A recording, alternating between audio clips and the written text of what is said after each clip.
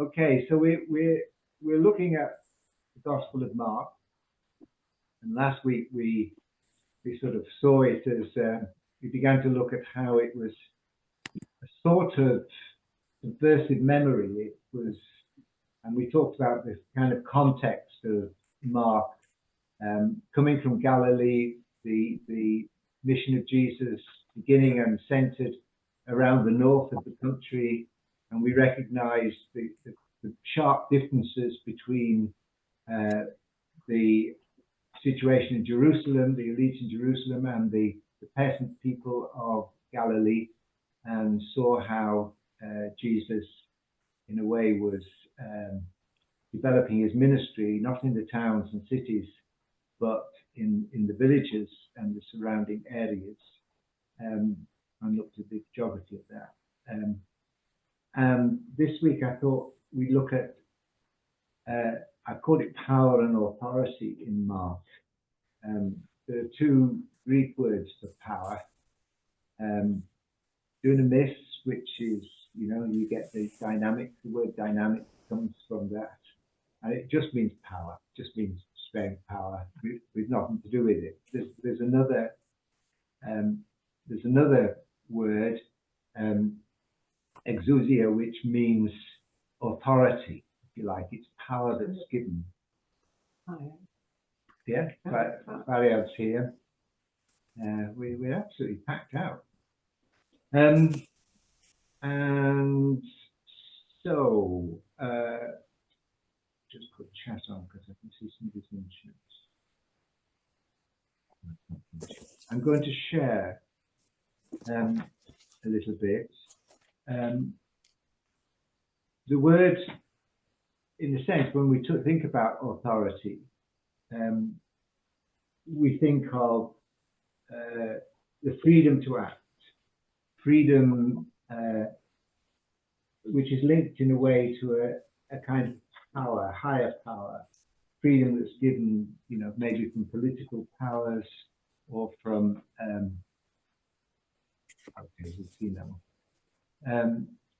from political powers or from family or from religious authorities and so on.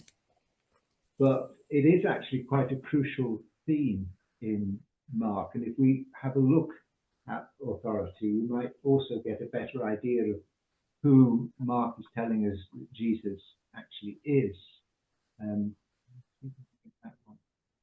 Move over, but we're going to begin by looking at the first mention of the word authority in Mark, which is in chapter 1. I don't know if it's going to work. I tried to do it in 2 languages today, which I thought was really clever of me. But we've got it in Persian and in English, which might make it a bit harder to get on the screen, but that may help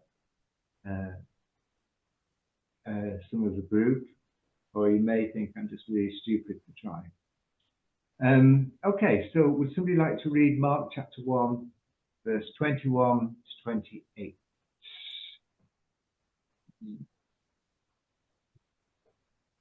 Okay, we have a volunteer in the room. They went to Capernaum, and when the Sabbath came, he entered the synagogue and taught.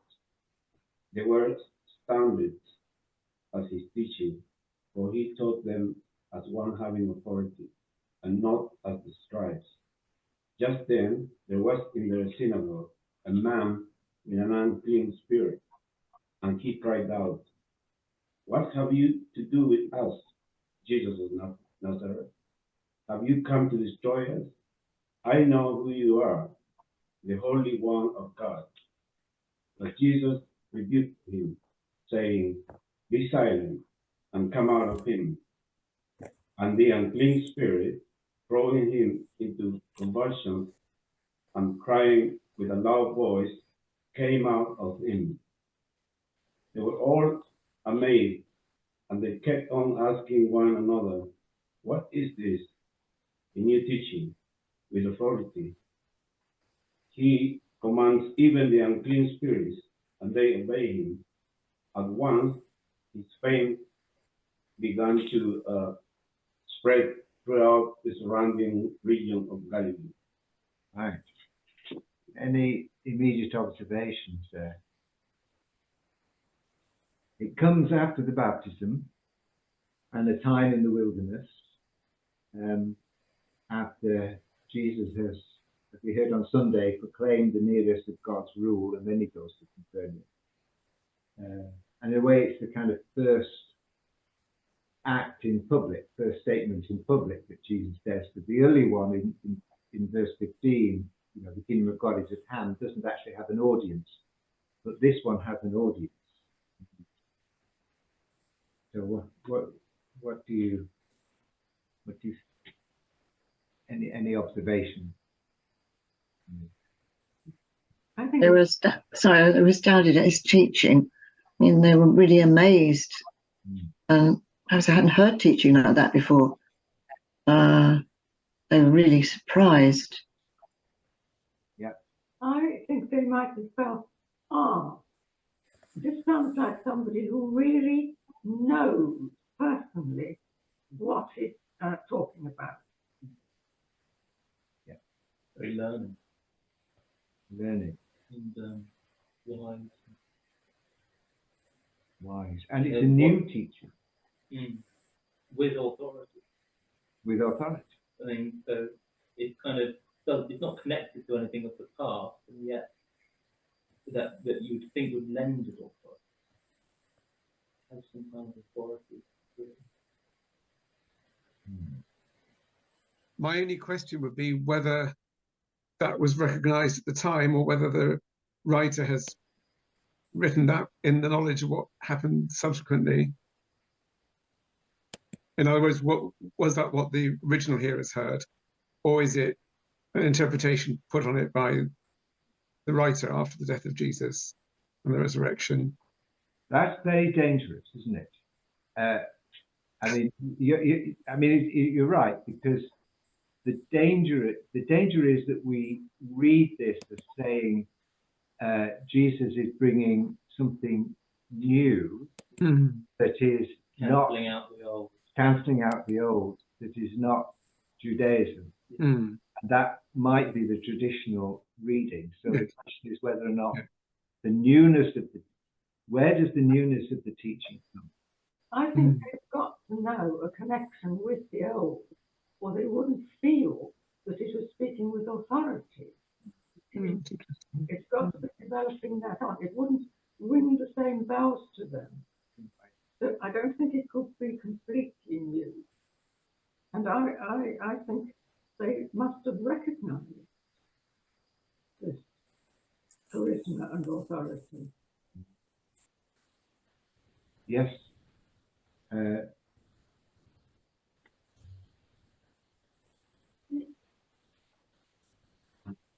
I wonder how this man with the unclean spirit was there in the first place. See. I think the synagogue, I think as I said last week, we tend to think, when we read it, we tend to think of synagogues as they are now, but they were really just village assemblies.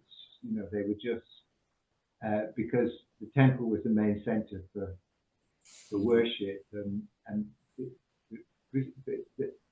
the popular religion was not associated with the synagogue. They were kind of local meeting places.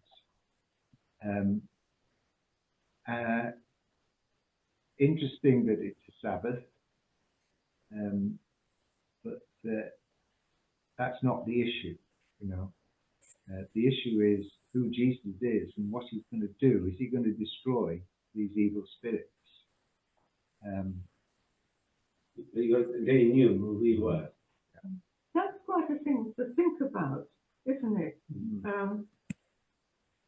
Is it true to life, is the question I have, that the evil or the bad actually recognizes the good? Because it's quite a note in all of Mark, reading it through, that the first people who recognized Jesus as something other and stronger are these these unclean spirits. I can imagine they might, but is it true in our experience that Well, I think people recognise someone who seems true and good and even wants them to go away? and if you notice, the man with the unseen spirits actually says in the plural, "What have you to do with us?" Yes. Jesus of Nazareth. So it seems as if there's more than one evil spirit, even though there's only one man. And I think it's really important to just to think about where the evil spirits fit into the thinking at the time, because we will tend to think of it in terms of mental ill health, schizophrenia or whatever, but that wasn't how they were thinking. And I think if you think about how for the hearers, God was supposed to be in charge. God was in control of the world and everything for the Jews, and they were living under awful times. You know, they had experienced of occupation after occupation after occupation. They were living in. They were maltreated. They were abused people. So how did they explain? How did they explain what was happening? That God doesn't seem to be in control. And then this word that Sue mentioned before we started the meeting, this apocalyptic literature starts to arise, in which the explanation is that demonic forces have taken over. Demonic forces have taken over, and God will intervene at some point to get rid of these. So when Jesus is challenging demons, then you're entering into the possibility of real change in the society. Does that ring true with other learned people in the room? Probably no more than me about such things. Oh, I hope so. Yeah, I think so. I mean, this idea of unclean spirits being kind of something that is latching onto this sort of. You could see them as being caused by the society where the God of Israel was marginalised by. Can I just check whether? Sorry, can I just check whether people can hear? I can't hear Harley very well. No, because we haven't got the little microphone. Sorry, our thing. mic was stolen. I'll speak up. So.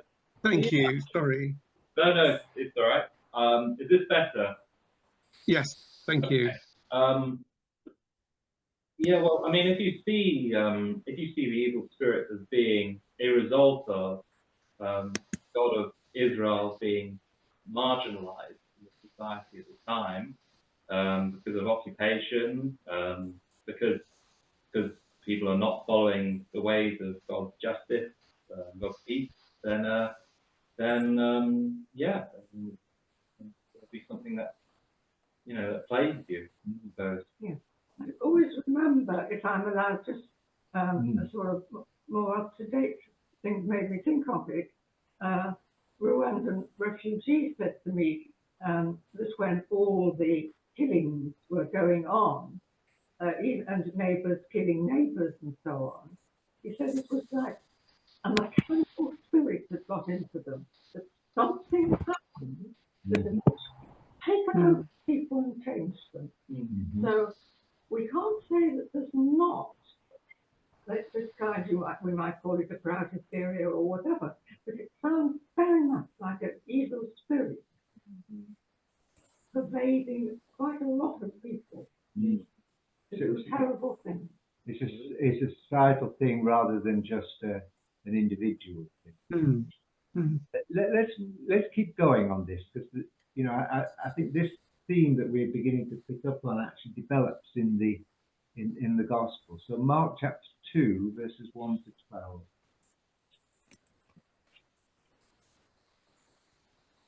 I'll read it. Will you? Great. Yep. Just tell me if you can hear me okay. We can hear you When he fine. returned to, sorry? We hear you fine. Good, good, thank you. When he returned to Capernaum after some days, it was reported that he was at home. So many gathered around that there was no longer room for them, not even in front of the door, and he was speaking the word to them. Then some people came, bringing to him a paralyzed man, carried by 4 of them. And when they could not bring him to Jesus because of the crowd, they removed the roof above him, and after having dug through it, they let down the mat on which the paralytic lay. When Jesus saw their faith, he said to the paralytic, "Son, your sins are forgiven." Now some of the scribes were sitting there, questioning in their hearts, "Why does this fellow speak in this way? It's blasphemy. Who can forgive sins but God alone?" At once Jesus perceived in his spirit that they were discussing these questions among themselves. And he said to them, "Why do you raise such questions in your hearts? Which is easier to say to the paralytic, 'Your sins are forgiven,' or to say, 'Stand up and take your mat and walk'? But so that you may know that the Son of Man has authority on earth to forgive sins," he said to the paralytic, "I say to you, stand up, take your mat and go to your home." And he stood up and immediately took the mat and went out before all of them, so that they were all amazed and glorified God, saying, "We have never seen anything like this." Okay. Wow. What do you make of this one? It's sort of centered, sort of linked between a sort of series of healings and exorcisms, and it's then followed by a scene of conflict with the Pharisees.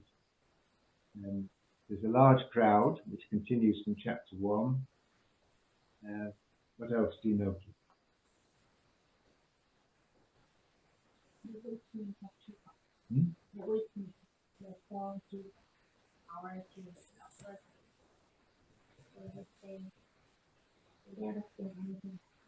Never seen anything like this. So there's something unique. Again, this is the newness, isn't it? We've never seen anything like this before. We never heard a teaching like this. I know it's not the most important thing, but we can leap over it and forget the context. But how ridiculous that they destroy someone's roof. Yes. I know. Well, I've got a leaking roof at the moment, so I know how what that is like. I mean, what audacity, and why do they think that they're allowed to do that? Well, not allowed, but it's okay to do that even. I mean, a lot of people would claim, well, that just shows their amazing faith, but nobody asks the house owner. No, that's true. It's Jesus. Yeah.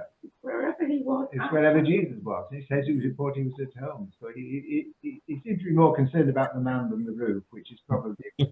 Okay, so home means it was Jesus' house. Okay, well, that's a bit better then. Interesting there, though, in verse 10, but so that you may know that the Son of Man has authority. Authority is something that you kind of possess, you know, and you hold this authority, and that you could lose it. So, the scribes, could easily lose their authority, just as Jesus has gained the authority, has been given the authority. It isn't something that he's claiming for himself. It's something that he's been given, which is different, isn't it? I mean, people, really important for authorities that they have some legitimacy. Usually legitimacy comes from God. I'd always been under the impression, and I can't remember where I got the idea from, but that the unusual thing here, the different thing here, was the forgiveness bit rather than the healing. There would have been other people going around claiming to do healings and possibly doing healings, but what was distinctive is the talk about sins being forgiven. That's the conflict. The conflict is around the forgiveness. This takes me back, if I can cast my mind back a very long way, to Sunday school, when it was insisted to us that God only forgives sins against God, and that if I sin, for example, against my next door neighbour, it's my next door neighbour I must go to ask for forgiveness. Oh, I That's don't know if that helps. Well, Oh, it's interesting here, isn't it, that it's in the passive tense. Your sins are forgiven, as opposed to I forgive you. So Jesus, in a sense, the criticism is wrong. Jesus is actually transmitting the forgiveness of God rather than actually claiming that right for himself. Yeah. But in his challenge at the beginning, before all of that, is he being ironic? And the challenge is to the crowd, and is he saying to them, because it's a brilliant question, which is easier to say your sins are forgiven or stand up and take your mat and walk? Because I'd say it's easier to say your sins are forgiven because Yeah. we know that's happened. Yeah. But theologically, it's a harder question. That's a brilliant question. Yeah. And is he saying it with irony that in a sense this is right? It doesn't really matter. I do see this point, because if you were to dramatize this, you could say that in many ways. To mean, I say to you, your sins are forgiven. You could say it in a way that I'm forgiving them, or I could be reporting to you they are forgiven. Interesting. If you notice the little clues that go through Mark's gospel, but if you look in verse 7, why does this fellow speak in this way? It is blasphemy. And it's just kind of thrown in as a little throwaway line. But of course, blasphemy was the charge. Before our high priest in Jesus' trial, he was charged with blasphemy. It was the charge of blasphemy which brought about his crucifixion. So you get this little hint, a leitmotif, if you like, of the story of the resurrection, of the crucifixion, which even starts really, really early on in the gospel. Political condemnation. Yeah. Okay. Let's keep moving on, because so we've got Jesus, having authority. It's something that's given to him. Now here we are. What about this one? All fits on one page. Do you want to read this one? This is chapter 3 now, aren't we? Verses 13 to 19. All right, I'll read it. 13 to 19. 3.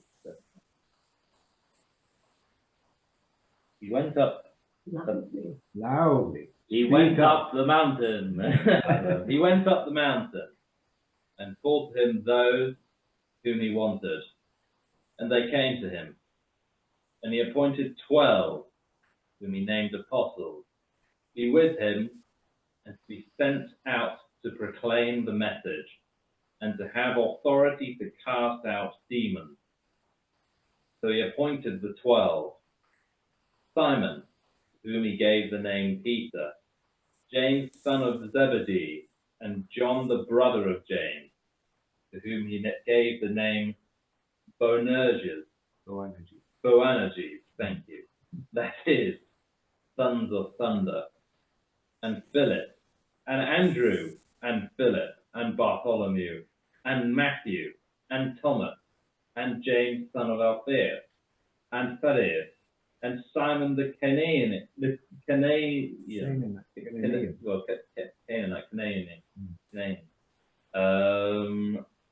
and Judas Iscariot, who betrayed him.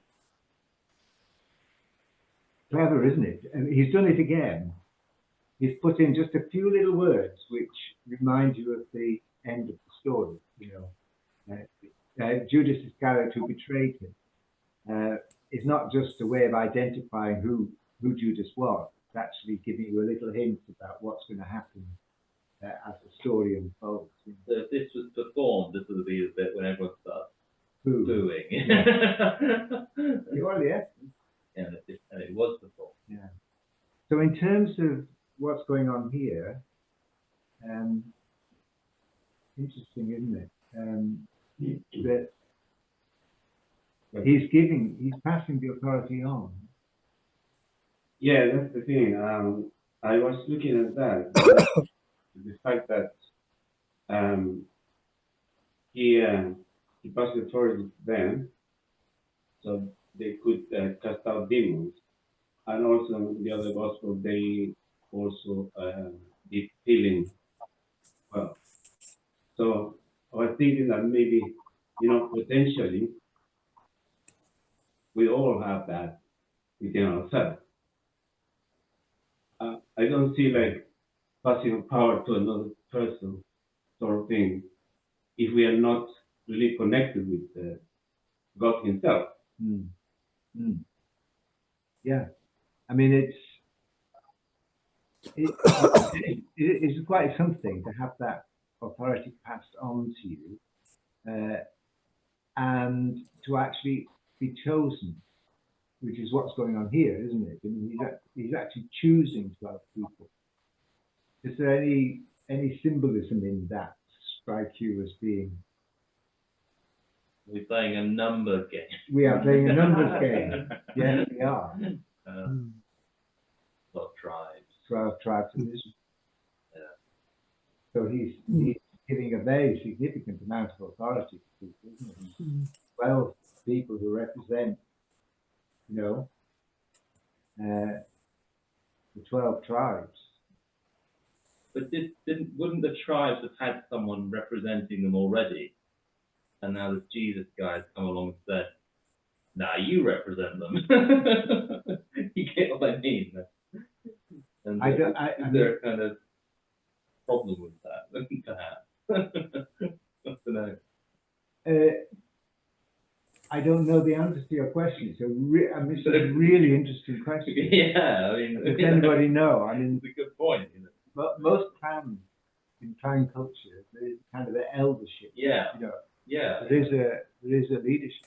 Yeah.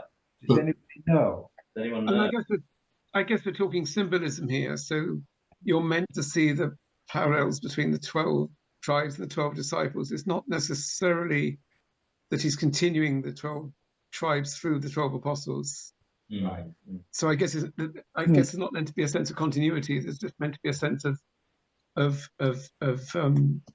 connection. That this is the equivalent in the new Israel. Yeah, and he doesn't say that, it's not said that each one of them comes from a different tribe. But which would have been probably very difficult to arrange. Yes, it would. well, the tribes are no longer together as they were before anyway, are they? No, They're all being dispersed. yeah, and I mean, and it's very likely that the relations between the tribes weren't always harmonious. I mean, think of the the Campbells and the MacDonalds in Scotland. Yeah, that's true. Yes. What about the word apostle? He names them apostles. An apostle is. How was that used before? It was someone who's sent. Yes, I mean, so there's that sense of being sending out, which would come across later. But they are all men, and that we noticed that. Just pop that thought. Next week we're going to look at women in the gospel, and it's quite significant to note that these are all men. But we see why next week. I think if you remember the opening verses last week, we looked and we saw so many references to the Old Testament story, the Hebrew Bible, and this sort of continues this, just the 12 tribes. But the significant, interesting thing here is that he hands that authority out, so he doesn't keep the authority to himself. Jesus actually shows a different type of leadership, and he shares that authority. Quite interesting. Can I just ask, Vaughan, has the word apostle been used in the Bible before, or in the Old Testament before? Not that I'm aware of. No, it's a whole new thing, isn't it? Yeah. My understanding, and I could be wrong here, is that they were disciples until the crucifixion and become apostles with the reading of Acts when they go out to the rest of the world. Well, I sort of became that the apostles were witnesses, people who witnessed the resurrection, but in the early church. That's why, because at one point Paul claims to be an apostle. But that was my understanding, Andy.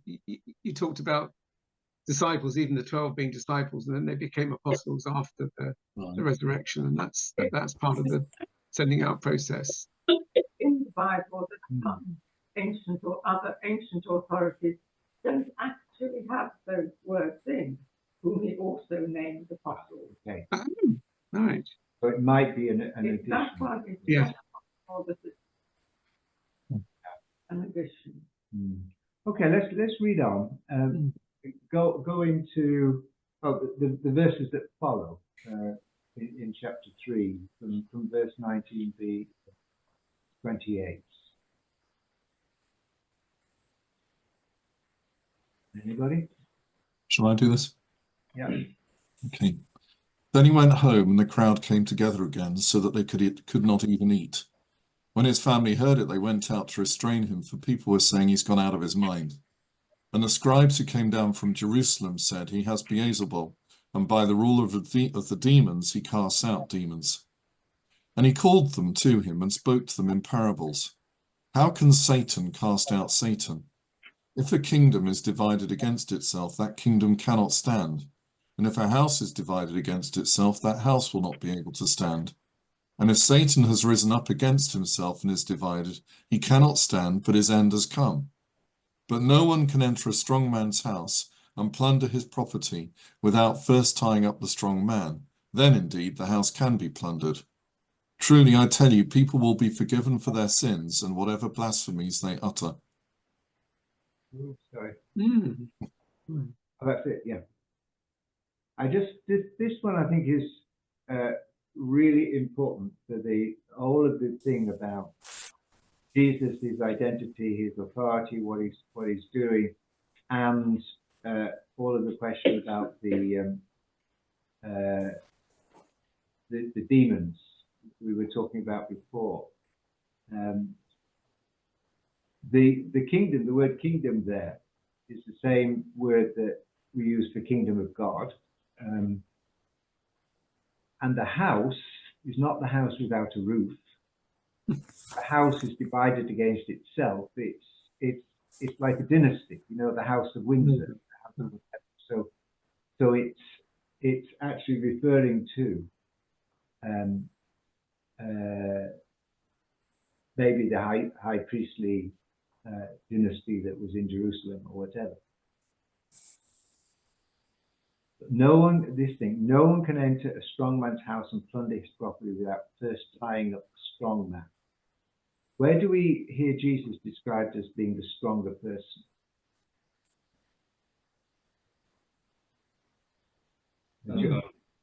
What they from the desert? With John the Baptist, isn't it? There's one comes after me who is stronger.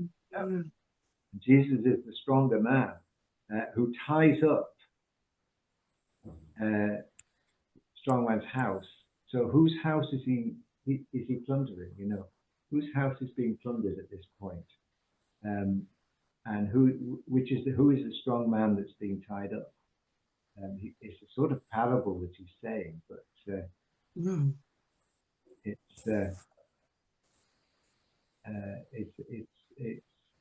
that's a very powerful statement that Jesus is making about what his ministry is and what it's doing. How do you feel about that?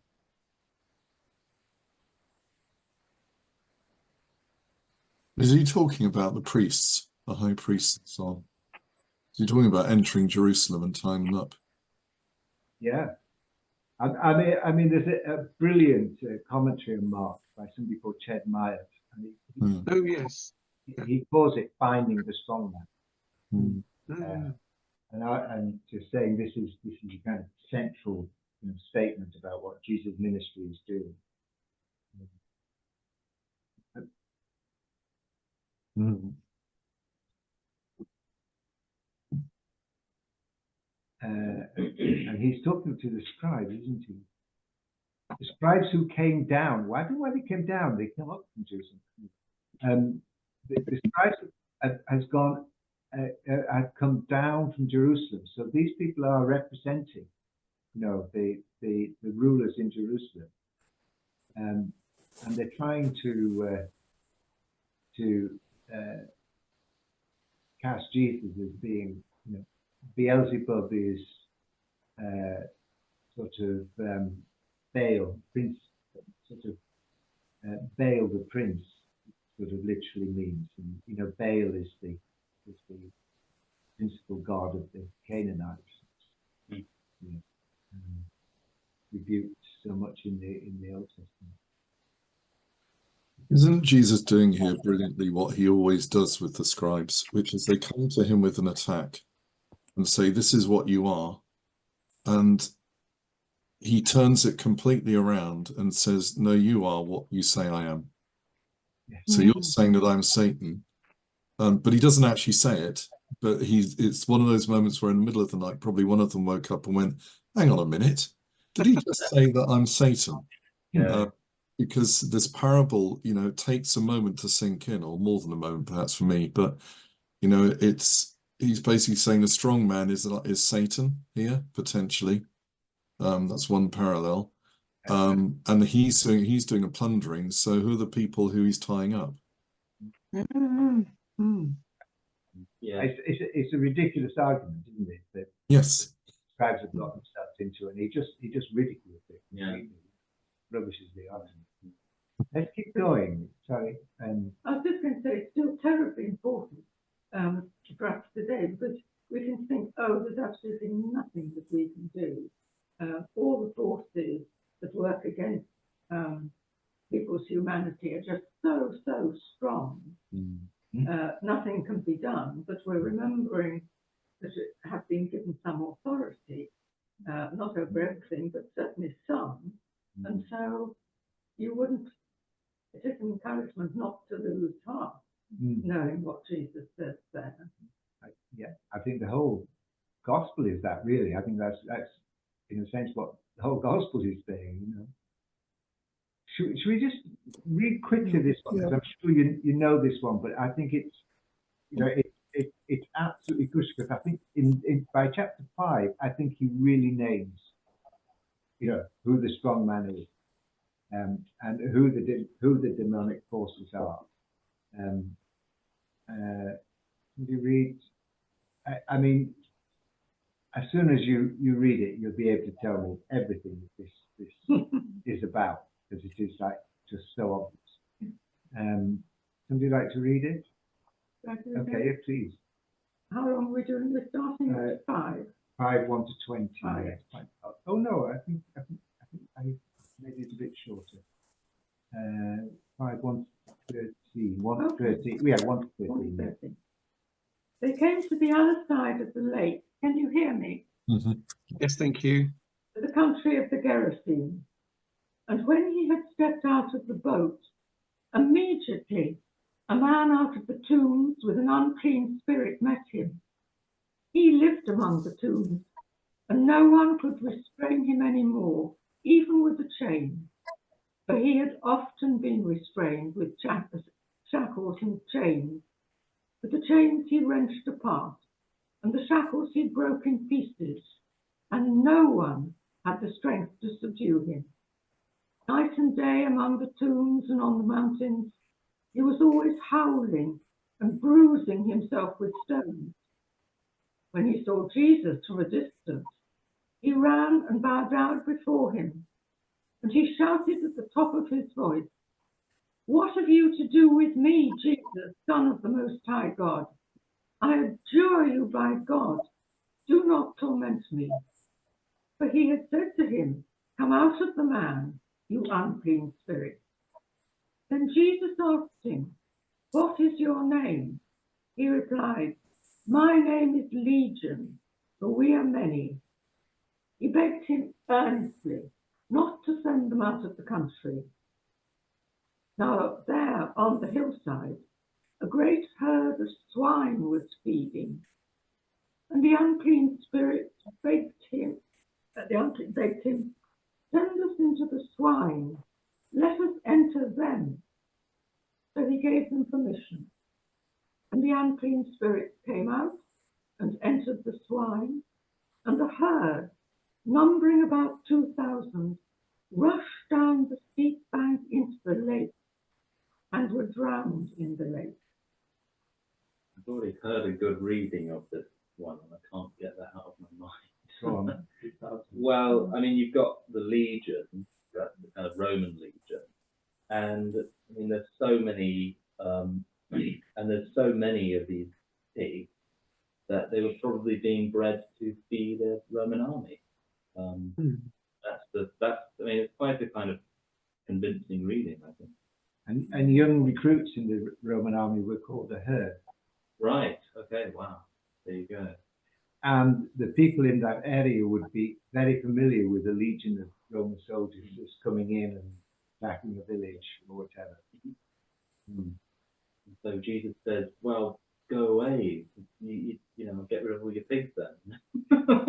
I don't know if you've read it, but The Wretched of the Earth by Frantz Fanon, you know, he's Algerian, he did study psychology, and then he went back to Algeria in the French colonial time, and he saw how the experience of being colonized actually was actually making people ill.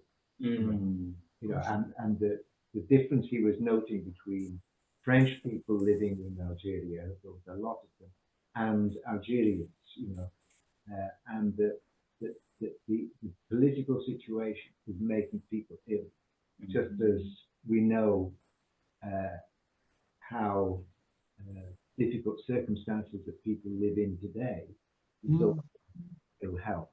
You know, so I think this, you don't need to think this as being just symbolic, you know, that there may well have been the man.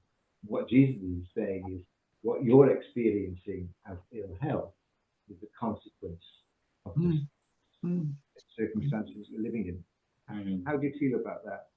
Yeah, I like the idea of a double meaning, that something like this happened, but it has a deeply symbolic meaning too. I used to know a guy who, unfortunately, John Shannon, was very much doing exactly what this man used to do to himself. And he was very damaged guy, and very, very angry with life. He didn't have anything at all for himself. But one thing he did have, which restored him, was he could paint and he could sing. And when he did these things, he became a different person. I'm not saying it's got anything to do with the story, but he was let out, this demon inside, and he could paint and he could sing. And he used to do that in church, which was amazing. So I just want to say there's another way people can be changed. Yeah, and he also had, I remember him too, you knew him better, but he had a lot of traumatic experiences in his past, which, you know, created. Yeah. Anyway, I mean, I think, you know, you are beginning to get this kind of feeling of Jesus going for these demons, these spirits, which people were seen as being, you know, having taken over, you know, their country. And we time-wise, we're a bit close, so I'll just rattle through some stuff. The next one is Mark chapter 6, and this is just a continuation of the story of the 12. The 12 were appointed in chapter 3, and chapter 6 he sends them out 2 by 2, and he gives them authority, this time over the unclean spirits. He orders them to take nothing, and then he gives them instructions about what to do. And they went out and proclaimed that all should repent. And they cast out many demons and were anointed with oil of many who were sick. So he hands that authority not only symbolically as the representative of the 12 tribes, but he hands over that authority, and they go out challenging these demons. You know, they've got a mission. They're apostles. They're sent out. And then, would you like to read this? What about let me just read this one. This is because I don't want us to miss the ending. Mark 11. We know where we're up to now. We're in Mark 11. So Jesus is in Jerusalem. He's done this entry into Jerusalem, and then the chief priests, the scribes, and the elders.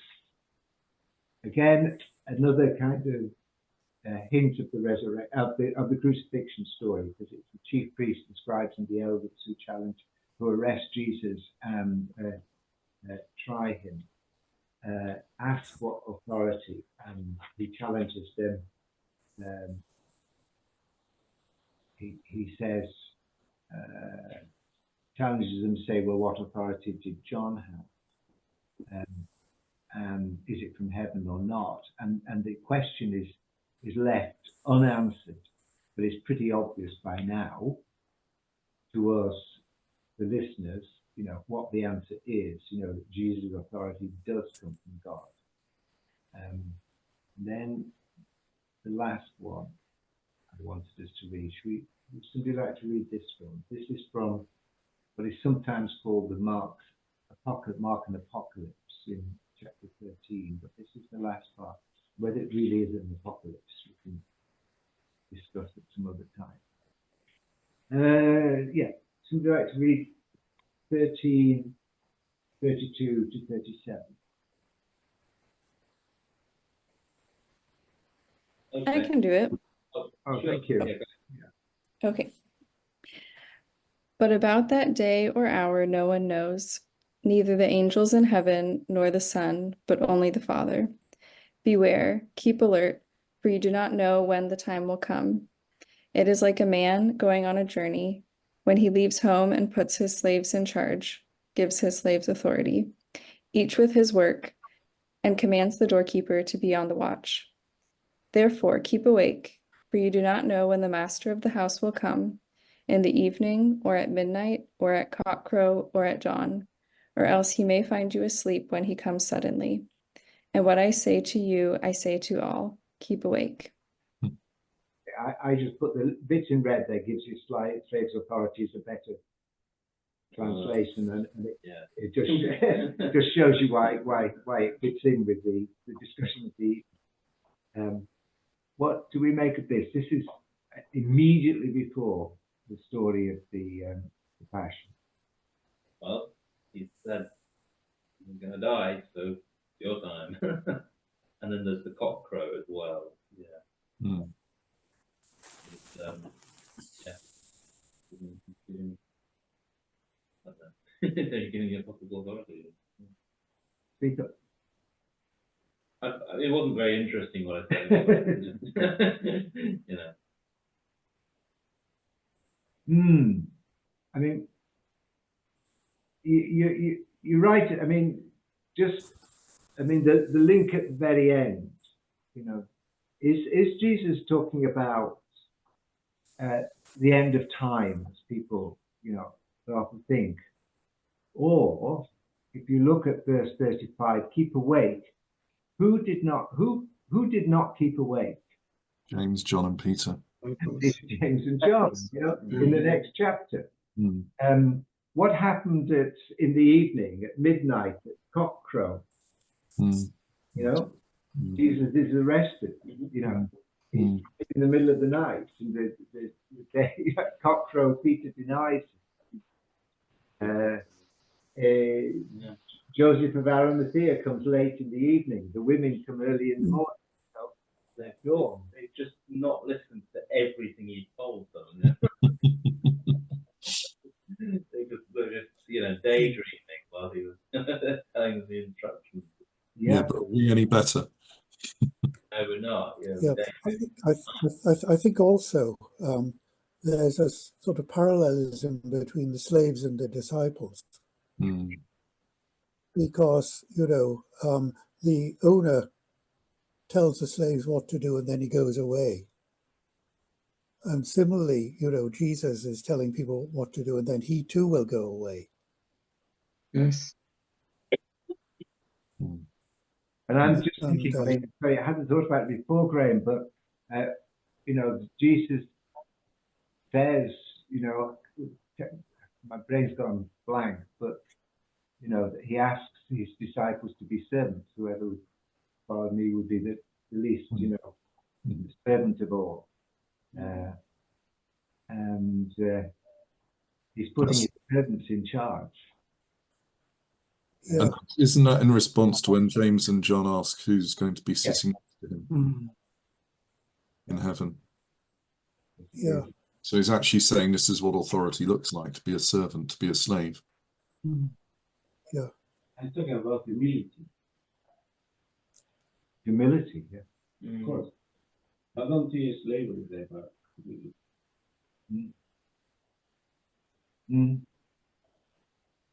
So, I mean, yeah, so we've read quite a lot of passages of Mark. We've kind of skipped through the story. I mean, all of the stuff around the unclean spirits is at the beginning of the gospel, and that seems at a certain point, to have gone away. I think the last is the story of in chapter 9, if I remember rightly, is the boy who the disciples cannot, who cannot cast out, who do not cast out demons. It begins to all go wrong from that point onwards. But in terms of what Jesus has done, he's bound the strong man, and now the strong man binds him. So any conclusions, any overall observations from this quick skim through these different passages and trying to pull out this kind of sub-theme of power and authority? I'd be interested to explore more how this relates to Judaism today. It'd be interesting to have someone from the Jewish tradition. And I must look at the Jewish New Testament, which I got access to, because there are questions in my mind about sort of things we're saying about Jesus positively. I don't want to be dissing Judaism, current day Judaism at the same time. So it's trying to get the right balance between discerning what was different and distinctive and is distinctive and different about Jesus, but also maintaining Judaism as a separate and ongoing and valid tradition. That's a big challenge. I think I think we haven't fixed it up, but I think there is a discussion that we'd like to have. We're sort of negotiating it, but with Nathan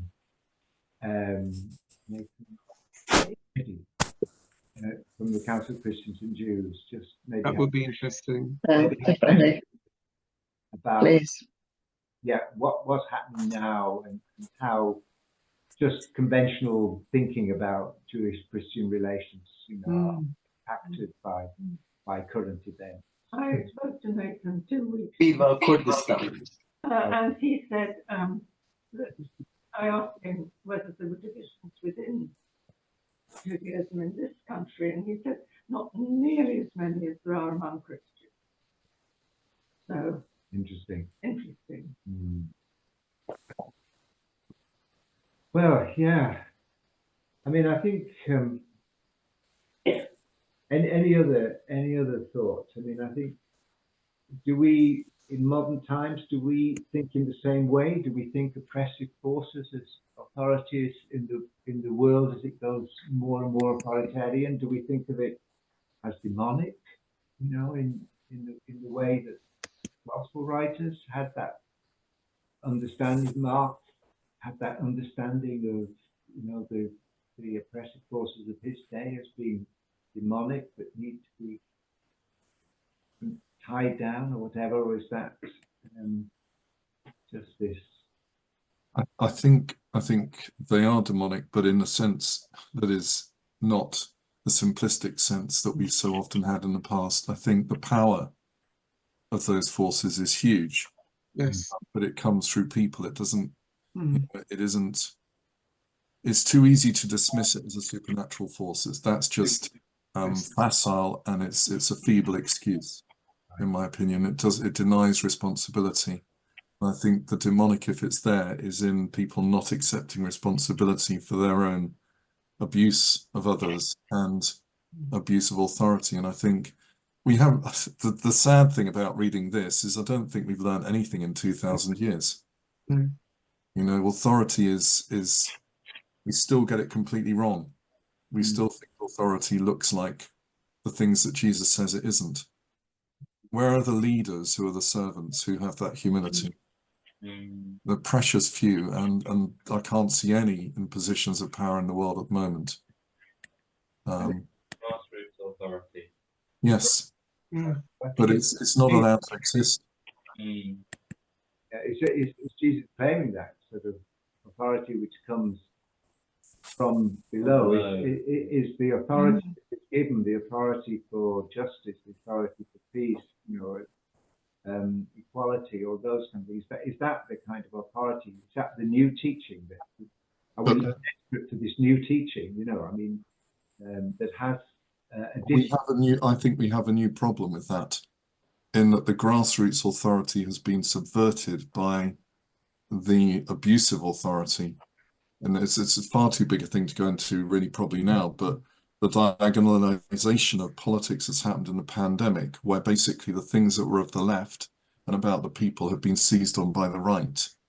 So, you know, I'm not going to wear a mask because there's this terrible conspiracy is now a thing of the right. Those words of resistance that were grassroots have been taken, and we've got a whole new threat, a very dangerous threat, where big authority has taken those words and almost now made them meaningless. I mean, just look at what's happened to the word woke and being. We talked about being awake. What is woke but being awake? But it's now an insult. Yes, I'd be very happy to be called woke. That to me would be a compliment. But for so many people, it's the worst thing you can possibly be, and it's exactly complete sort of reversal of language. Exactly, that's the new problem we face. And that's a massive discussion that I think is appropriate to have, but it's too much for right now. But I think as a church and the kind of church we are, it's one that we should be having. And on the question of the demonic, I would just mention the principalities and powers, the idea that institutions take on a life of their own, and even good, well-meaning people in those institutions are paralyzed by the institution and its survival. And there's theological stuff on that, which I would recommend William Stringfellow or Walter Vink. But that, I think, is how I understand the demonic. Sorry, Peter. Sorry, there's a lot to say. I would recommend people read Doppelganger by Naomi Klein. It's a very eye-opening, and it's very readable, and it's actually quite funny in parts as well, so it's not depressing. Any other thoughts? Anybody who hasn't had opportunities to speak? It's very sad about the situation in Israel and Gaza at the minute, and I think we should talk about it sometime and say how awful it is. And was Jesus a Palestinian? Was he a Jew? You know, I don't know. Maybe he was both. We don't talk about these things because we don't talk about these things because it's not right to talk about these things because we're friends for both sides. And what do we do? You know, but we need to talk, I think, and say it's awful what's going on in the world in a loud voice. Yes. Not necessarily in the Bible study, but I think sometimes we ought to say it. Sorry. Power of exorcism, isn't it? That, you know, you can sort of take away from the gospel. I mean, that Jesus has this authority to cast out demons, and what does it mean in the modern age? You know, in the contemporary world, say, you know, these terrible things are happening, and who has the authority to say no? You know, these should not be happening, and that that authority at the moment is taken. You know, people take the authority to go to war or whatever. But who gives the authority to make peace? I think Right. that's the struggle for the modern church and for all people of faith. It was good. I actually didn't know about it, I don't think. I hope I didn't know about it and didn't go. But I understand there was an all-faith march in Yeah. London last Sunday, where from the whole range of people of different faiths were together, simply saying what Brother we've been saying, that you've got to stop it, you're killing, you know, people. Wish I know that. Yeah, too. It sounds nicer than the kind of than the kind of you know hard left SWT kind of. Yeah. I prefer to go on a multi-faith march about it. Yes, but that's why I was very silent, not to know. Okay, I guess this is our usual end time, but next week we're going to look at women in the gospel. Yeah. Where I said hang on to the fact that these men were there, because we see that the women were there too. So stay awake. Wait, you know, you do not know the hour. Authorities come in. Thanks, Board. Thanks so much. Thank you, everyone. Thanks, and see you next week. Bye.